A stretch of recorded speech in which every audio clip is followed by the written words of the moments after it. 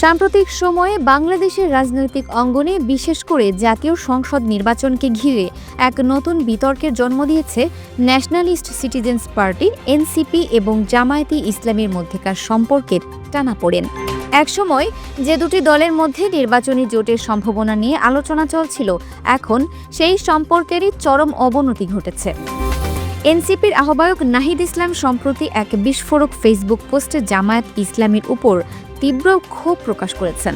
তার এই মন্তব্যটি কেবল একটি ব্যক্তিগত মতামত নয়, বরং এটি একটি বৃহত্তর রাজনৈতিক বিভেদকে তুলে ধরে। নাহিদ ইসলাম রোববার বিকেলে নিজের ভেরিফাইড ফেসবুক পেজে লেখেন, নির্বাচনে পিআর পদ্ধতি নিয়ে জামায়াতে ইসলামীর আন্দোলন ছিল পরিকল্পিত রাজনৈতিক প্রতারণা। তার এই মন্তব্যটি প্রমাণ করে যে জামায়াতের কৌশল নিয়ে এনসিপির গভীর সন্দেহ রয়েছে।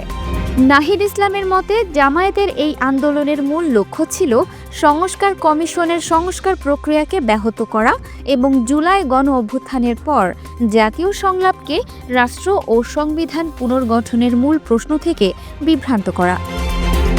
তিনি অভিযোগ করেন, জামায়াত ও তাদের সহযোগীরা এই এজেন্ডাকে জিম্মি করে এটিকে কেবল একটি কৌশলগত পিআর ইস্যুতে পরিণত করেছে। তাদের উদ্দেশ্য কখনোই মৌলিক সংস্কার ছিল না, বরং এটি ছিল কৌশলগত প্রভাব বিস্তার। পোস্টে নাহিদ ইসলাম আরও উল্লেখ করেন, জুলাই গণ অভ্যুত্থানের আগে অথবা পরে কখনোই সংস্কার সংলাপে জামায়াতে ইসলামী অংশগ্রহণ করেনি। তারা কোনো মৌলিক প্রস্তাব, সাংবিধানিক দৃষ্টিভঙ্গি বা গণতান্ত্রিক প্রজাতন্ত্রের প্রতি কোনো অঙ্গীকার প্রদান করেনি। তিনি মনে করেন, এখন বাংলাদেশের মানুষ স্পষ্টভাবে এই প্রতারণাকে বুঝতে পেরেছে। তার মতে, জনগণের উত্থানের পর আর কখনো অসৎ সুযোগ সন্ধানী ও নৈতিকভাবে দেউলিয়া শক্তিগুলোকে তাদের ওপর শাসন করতে দেওয়া হবে না। তার এই বক্তব্যটি দেশের রাজনীতিতে তরুণ প্রজন্মের নেতৃত্ব এবং নৈতিকতার প্রতি তাদের অঙ্গীকারকে তুলে ধরে। এনসিপির সঙ্গে জামায়াতের জোট হতে পারে বলে বিশেষজ্ঞরা ধারণা করেছিলেন, তবে হঠাৎ করেই তাদের মধ্যে দূরত্ব বাড়তে থাকে। শেষ মুহূর্তে এসে জুলাই সনদ স্বাক্ষর অনুষ্ঠানে এনসিপি অংশ না নিলেও জামায়াত সেই অনুষ্ঠানে অংশ নেয়। এরপর থেকেই রাজনৈতিক অঙ্গনে গুঞ্জন শুরু হয় যে এনসিপির সঙ্গে জামায়াতের সখ্যতায় ভাটা পড়েছে। নাহিদ ইসলামের এই মন্তব্য সেই গুঞ্জনকে সত্যে পরিণত করেছে।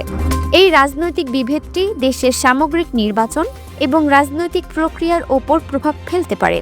বিএনপি এবং অন্যান্য রাজনৈতিক দলগুলো এখন তাদের জোটের কৌশল নিয়ে নতুন করে ভাবতে বাধ্য হবে।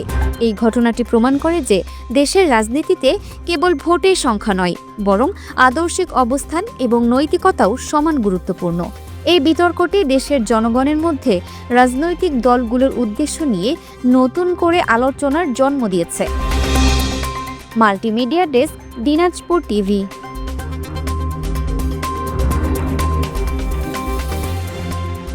দিনাজপুর টিভি মানুষের জীবনের কথা বলে।